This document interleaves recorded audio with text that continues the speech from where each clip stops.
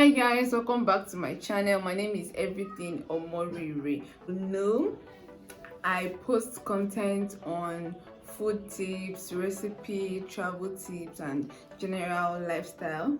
And today is an exciting recipe slash topic. I'm cooking jollof rice, smoky patty jollof rice, right in my home. So I'm going to be showing you 5 important steps that you must follow for you to get a smoky patty jollof rice that you cook in your home. So it's really going to be interesting. I'm not keeping anything back from you guys. I'm telling you all the details, all the recipe that you will be needing to make this jollof rice pop. You know what? Pop, pop, pop. So if you're not subscribed to my channel, or if you're new to my channel, please kindly subscribe. Please hit the subscribe button and also turn on post notification for my other contents that will be coming up. Also, don't forget to like this video and comment. If you have any questions, you can actually drop them in the comment section and I will do well to respond to all of them. Stay good and let's go and cook, and of course eat. See ya. First off is I'm going to just show you all the ingredients that we'll be using: rice, pepper, tomatoes, tomato paste, ginger, garlic, oil, and chicken. These are the basic ingredients, and I have curry and thyme, seasoning, and salt. Key step 1: pepper mix. Your pepper mix will either make or mar your jollof rice, and what you will be needing is 2 parts tomato, quarter parts anabero pepper, half part cayenne pepper, and half part scotch bonnet. These are very important. Please note this very well. This is your tomato, and then you have your cayenne pepper, scotch bonnet, and anabero pepper, and onion according to your specification. So this is very important. After you get these parts equally, and then you blend it smoothly for you to get your pepper mix. Your pepper mix is what is going to help your jollof rice to get that reddish, very rich color. The cayenne pepper is the most important part because this is what actually makes the pepper mix red. This is the red ingredients of your jollof rice. So make sure that you have your cayenne pepper in abundance. Even if you don't have anabero pepper, make sure you have cayenne pepper in abundance. It is actually very important. I mentioned earlier 2 parts tomato, quarter parts pepper itself, half part anabero, and half part scotch bonnet. This is what will get you that base that you need for your jollof rice. And also onions. If you have fresh garlic and fresh ginger, you can blend them together to make your pepper mix very rich and very red. So also is the tomato paste is also very important. For this I'm using 2 spoons of tomato paste. And to the other ingredients, I have garlic, ginger, fresh garlic, dried ginger, I have curry powder, I have salt, I have oil, rice, chicken, rice itself, and then I'm going to be boiling the chicken to get the broth. Now let's go to the cooking. I'm going to be adding 2 spoons of oil, vegetable oil, into the pot, and I'm going to allow it to heat up a bit, and then I'll add onions, diced onions in whatever size that is convenient for you. That's what I'm going to be adding, and I'm going to allow it to fry up. And I found this onion vegetable in one of the stores, so since when I found it, I've been adding it into my rice recipe, and the smell and the taste is just everything. So I add that too, and then I come in with my tomato paste, concentrated tomato, and then I allow it to fry.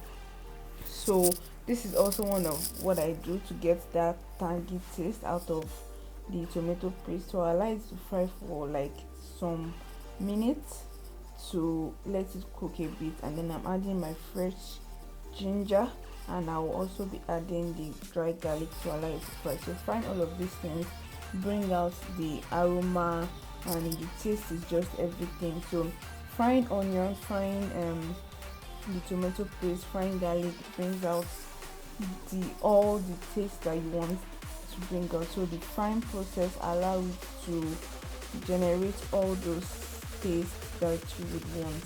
And then I come in with my pepper mix. So I explained earlier the pepper mix. So after blending it, add it into the frying, what I'm frying earlier, and then I'll allow the pepper to cook.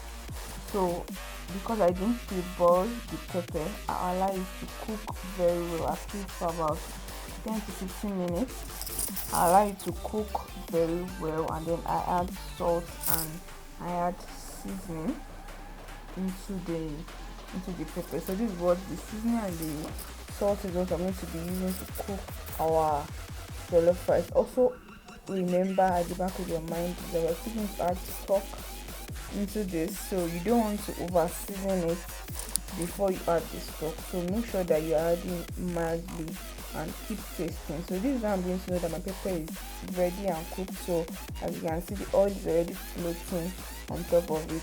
So I'm going to be adding soaked rice. So I'm going to be soaking the rice. This is the second step that you don't want to miss. Make sure you soak the rice. Oh my god, this is a very important step that you don't want to miss when you're cooking your jollof rice. This is how you even know if your pepper mix is enough or you need to add more pepper mix into your jollof rice. And as you can see from my pot, my pepper mix is over enough, like it's it's even floating on top. So you already know that okay, this jollof rice is going to come out red, that red and smoking feeling where you're going to get in your pepper in your jollof rice. So you just allow it to soak up. Soak up is that you would turn off the heat up a bit and allow the rice, just the rice, like your washed rice, and the pepper mix, which is tomato paste, onions, and the seasoning. You allow the rice to soak it in. So before you add water, the rice, the pepper itself has already soaked that stock in. So now the third step, also very important, is the meat stock. Now your meat stock is not sweet. The tendency that your jollof rice would be sweet is very low. So make sure you spice it very well, and then you add water. So to cook your rice, it is 2 parts water and 1 part rice.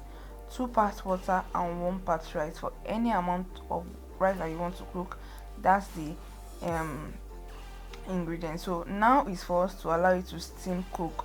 Steam cook means that you will reduce the heat of your fire, and then you allow it to cook the rice and not the fire itself. So you cook it little by little under low heat. Now I'm going to see if my rice is cooked, and fortunately it's cooked, so I don't need to do any more thing. At this point my rice is cooked, and as you can see, it is this rice tastes so good. It smells nice, it tastes nice. So now I'm going to stir it. Also, people don't usually do this. They allow their rice to burn off. So it is advisable that you stir your rice so that you incorporate all the taste into it. If you have any garnishing that you want to add, this is the time for you to add that garnish so that it can steam. Also, at this point, some style is that you say that your rice is ready, but this is the final secret that I have for you. Step 5, very important. Allow your rice to burn. Now increase the temperature of your cooker. Increase it to the highest if you can. Allow it to burn. This is the secret to that smoky jollof rice. If you're talking about smoky jollof rice, this is the secret. Allow it to burn. As you can see, I've covered it up with foil paper, so the heat is not coming out. So it will even cook a bit, and my vegetables will also cook, and then we are going to see how good our jollof rice is going to come out.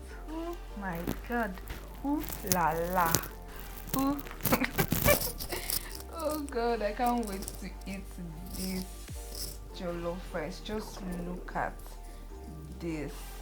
Look at this. Can you beat this? Yes, you can if you follow what I've listed. If you have not subscribed to my channel, kindly do subscribe.